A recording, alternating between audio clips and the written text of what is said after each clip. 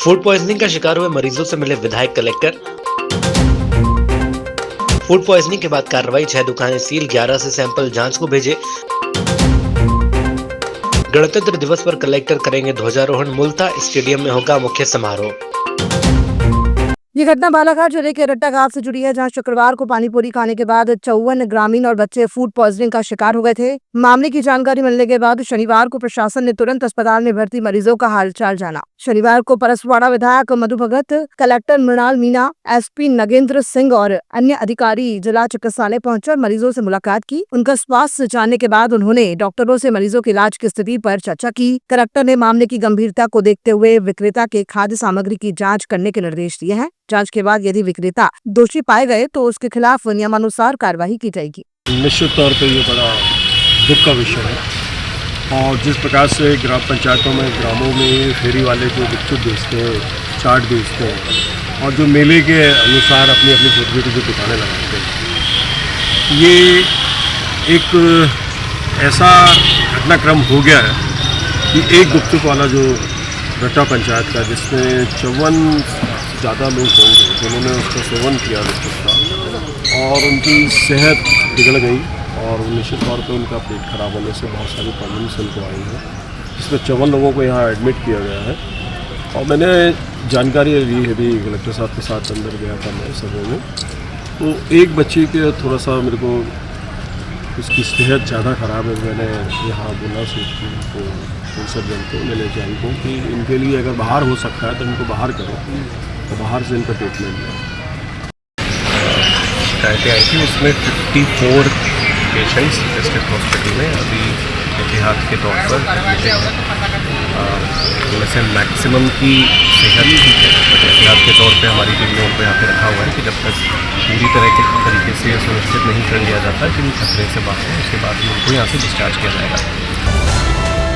रट्टा गांव में फूड पॉइजनिंग की घटना के बाद प्रशासन ने तुरंत कार्रवाई शुरू कर दी है। शनिवार को खाद्य विभाग ने नगर के विभिन्न गुपचुप और चाट दुकानों की जांच की। इस दौरान 6 दुकानों को सील कर दिया गया है, जबकि 11 प्रतिष्ठानों से जांच के लिए नमूने एकत्र किए गए हैं। खाद्य सुरक्षा विभाग की कार्रवाई में कुछ प्रतिष्ठान बिना लाइसेंस पाए गए और कुछ में रजिस्ट्रेशन की कमी पाई गई है, जिससे उन्हें तत्काल बंद कर दिया गया। इन दुकानों पर खाद्य सुरक्षा मानक अधिनियम के तहत दंडात्मक कार्रवाई की जा रही है। इस पूरे अभियान के दौरान कलेक्टर मृणाल मीणा और खाद्य सुरक्षा अधिकारी डॉक्टर मनोज पांडे के नेतृत्व में टीम ने कड़ी जाँच की और विक्रेताओं को सुधार के निर्देश दिए। 76वीं गणतंत्र दिवस के मौके पर बालाघाट जिले के मुख्य समारोह का आयोजन मुल्ला स्टेडियम में किया जाएगा।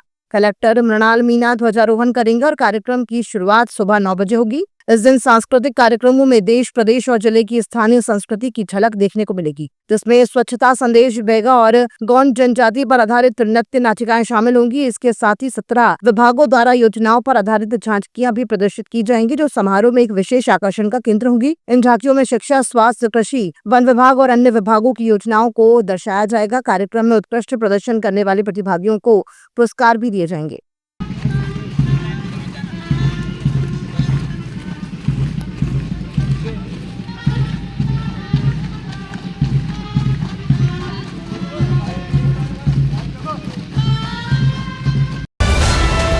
प्रशासन की कमियों का लाभ उठाकर विशाल गंगवानी जैसे लोग धान की अफरा तफरी करते रहते हैं, नई फर्म बनाकर शासन से एग्रीमेंट कर लेते हैं, प्रशासन को लगातार नुकसान पहुंचाते रहते हैं। वर्तमान समय में मां कमला देवी के नाम से राइस मिल संचालित कर रही हैं। इससे पूर्व 2 अन्य नाम से भी राइस मिल संचालित कर चुके हैं, जिसमें से एक राइस मिल को प्रशासन ने ब्लैक लिस्टेड कर दिया था। ताजा मामला गर्रा स्थित राइस मिल के भौतिक सत्यापन में गड़बड़ झाला सामने आया। जांच में 3,399 क्विंटल धान अधिक पाई गई है। संयुक्त दल ने प्रकरण बनाया।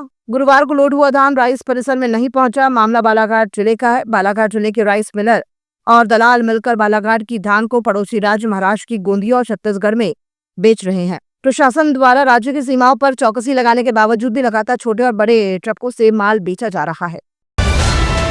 बालाघाट में 15वें राष्ट्रीय मतदाता दिवस का आयोजन स्थानीय उत्कृष्ट विद्यालय के सभागार में किया गया। इस अवसर पर जिले के 1675 मतदान केंद्रों पर विभिन्न आयोजन किए गए। मतदाता सूची में 16,514 मतदाताओं के नाम जोड़े संशोधन किए गए। जिले की मतदाता सूची में 18 से 19 वर्ष की आयु के 43,119 नए मतदाताओं को भी शामिल किया गया है।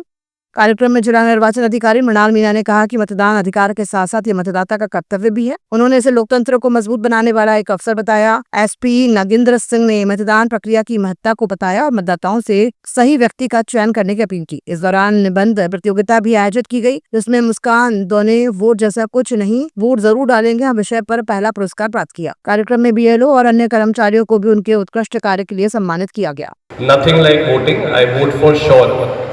मतलब हम अपना जो मताधिकार है उसकी ज़रूरत को समझते हुए इसको अपने जो भी चुनाव होगा उसमें हम अपने मताधिकार का प्रयोग अवश्य करेंगे और ज़रूर करेंगे। इलेक्शन कमीशन हमसे ये अपेक्षा करता है, जिसको बढ़ावा देने के लिए आज के दिन ये वोटर्स डे इस वर्ष मनाया जा रहा है। वोटर्स डे हमें ये याद दिलाता है कि लोकतंत्र को मजबूत बनाने के लिए एक नागरिक का और एक वोटर का कितना ज़रूरी एक रोल है और उनका अधिकार जो हमारे संविधान से निहित है उसका पालन करना हमारी ना केवल एक हमारा अधिकार है बल्कि हमारी जिम्मेदारी भी है।